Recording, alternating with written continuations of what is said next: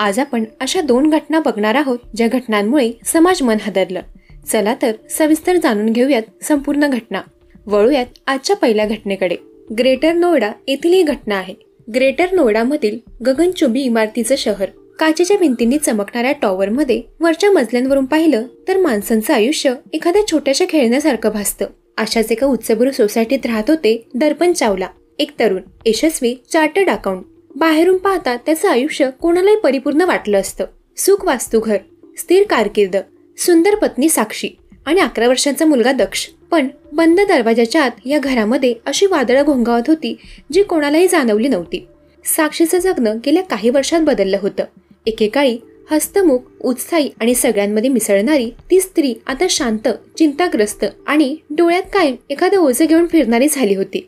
याचं एकमेव कारण होतं तिचा मुलगा दक्ष. जन्मानंतर काही वर्षातच दक्षला गंभीर मानसिक आजार असल्याचं डॉक्टरांनी सांगितलं. औषध, थेरपी, शेकडो भेटी, समाजाच्या नजरा, या सगळ्यांचा ताण साक्षीच्या मनाला पोखरत चालला होता.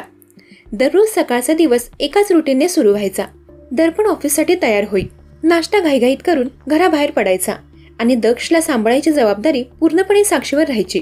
दक्ष शाळेत जात नव्हता. तो बराच वेळ खोलीत बसून स्वतःशी काहीतरी पुटपुटत असे. कधी ओरडत असे, कधी औषध घ्यायला नकार देत असे. अशा वेळी साक्षीला मात्र रात्रभर झोप लागत नसे. शेजाऱ्यांना नेहमी तिचा थकलेला चेहरा दिसायचा. कोणी विचारलं तर ती हलकं हसून सांगायची, जगणं फार कठीण झालंय, आणि लगेचच विषय बदलायची. लोकांना वाटायचं ती फक्त थकली आहे. काही दिवसांनी सगळं सुरळीत होईल. पण आतून मात्र तिच्या मनाची धरती हळूहळू तुटत चालली होती. 13 सप्टेंबरची ती सकाळ इतर दिवसांसारखी सुरू झाली. दर्पणने पत्नीला दक्षला औषध द्यायला सांगितलं. तो स्वतः बाथरूममध्ये तयार व्हायला गेला. साक्षीने दक्षला उठवलं, औषध दिलं आणि त्याला जवळ घेतलं. दक्षने आईच्या गळ्यात हात टाकला. त्याच्या डोळ्यात वेगळंच काहीतरी होतं, रिकामं, काहीतरी हरवल्यासारखं. त्या क्षणी साक्षीच्या मनातल्या वर्षानुवर्ष साचलेल्या यातना उफाळून आल्या. तिला सतत असं वाटत होतं की तिच्या मुलाच्या आजारामुळे दर्पणचं आयुष्य उद्ध्वस्त होते. शेजाऱ्यांचे प्रश्न, नातेवाईकांचा दबाव, समाजाची कुजबूज, मुलाला काहीतरी प्रॉब्लेम आहे, हे सगळं तिला दररोज शेकडो वेळा ऐकावं लागायचं. ती एकटीच लढत होती, पण आता तिला पुढे जगायची ताकद उरली नव्हती. म्हणूनच तिने एक चिठ्ठी लिहिली.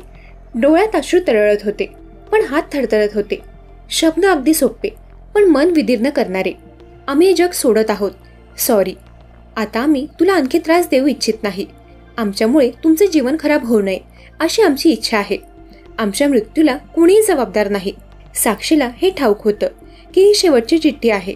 तिने दक्षला बाल्कनीत नेलं. 13व्या मजल्यावरून खाली पाहिलं. कार पार्किंगमध्ये गाड्यांची रांग होती. मुलं खेळत होती. लोक आपापल्या कामात व्यस्त होते. कोणीच वर बघत नव्हतं. क्षणभर तिने दक्षकडे पाहिलं. मुलाने काहीच विचारलं नाही.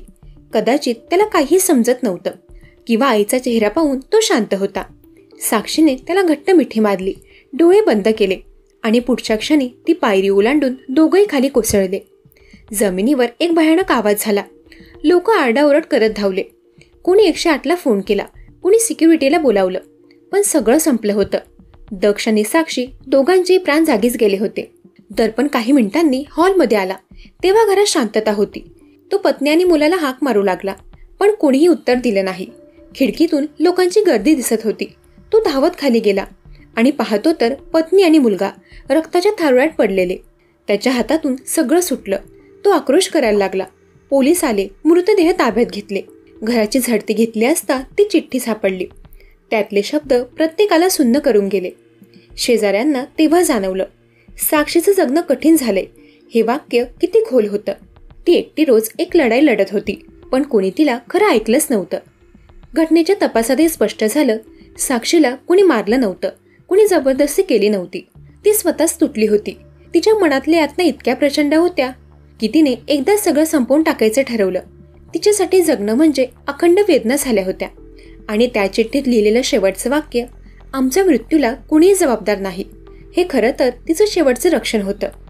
कारण मनोमन तिला ठाऊक होतं, समाज, आजार, परिस्थिती हे सगळं कारण होतं, पण कोणावर थेट बोट ठेवणं तिला नको होतं.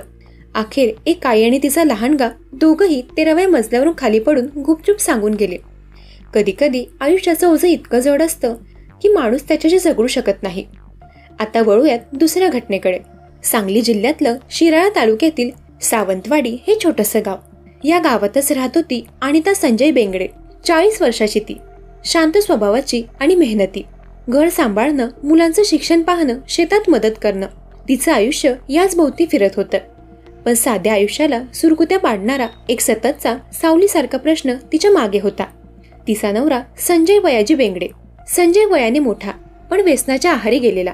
गावातल्या दारूच्या टपऱ्या आणि घराच्या 4 भिंतीत येताच संशयाच्या वादळासारखा राग.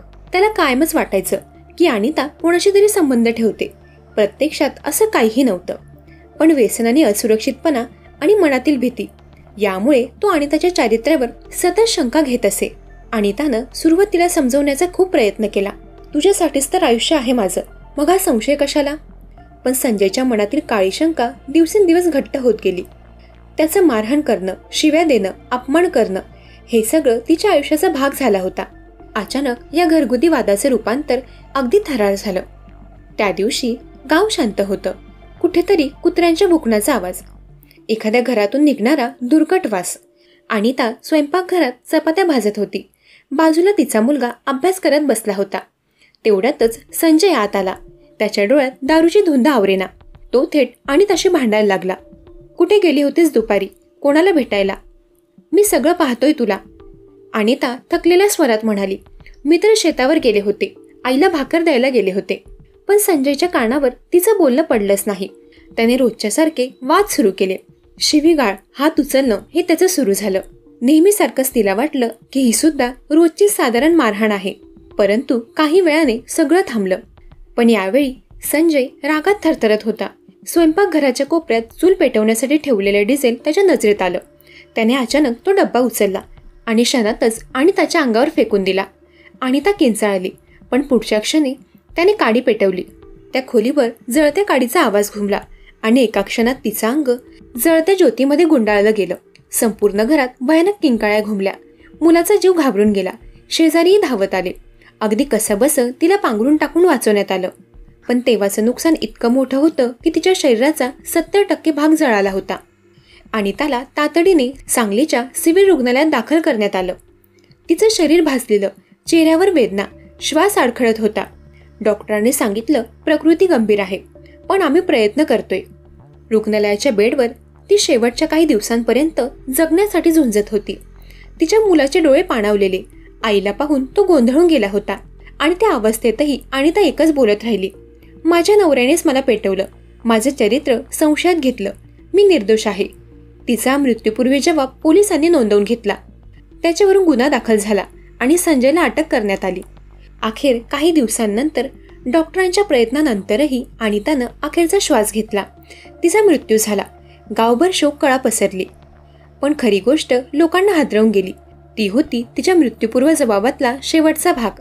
ती म्हणाली होती, मी आयुष्यभर माझ्या पतीसाठी आणि मुलासाठी जगले.